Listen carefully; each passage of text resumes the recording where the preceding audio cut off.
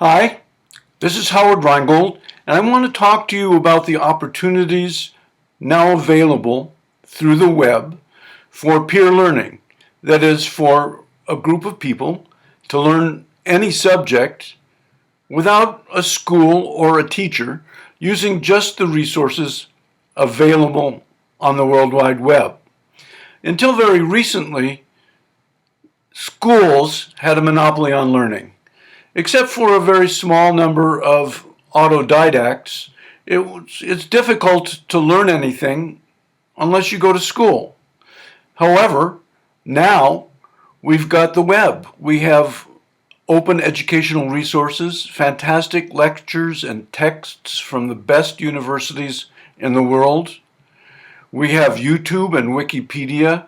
We have video conferencing, blogging, collaborative documents, chat, and we can use these resources to learn together without necessarily going to a school or necessarily having a teacher. It's already happening all over the world. If you look at teenagers particularly and you ask them how to learn to configure a web server or play the ukulele, they would probably tell you that they would go to YouTube and do a search. What's missing for most people is the know-how. How do you use these resources to put together a curriculum, to find resources and to qualify them and to arrange them into a kind of syllabus? What kind of media do you use? What kind of learning activities? How do you distribute the responsibility for being the lecturer? How do you assess your learning? Well, all this know-how is not a secret, and it's part of what some are calling a new culture of learning.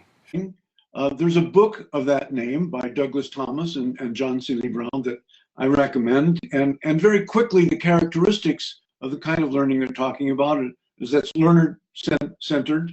And of course, most of these you can do without technology.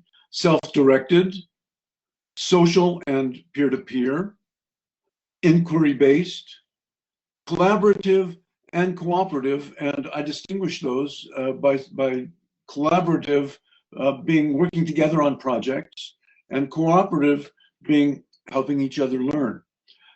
For the past 10 years, a group of educators from around the world have been working on a handbook for peer learning. We call it the Peeragogy Handbook, and you can get it at Peeragogy, Peeragogy.org.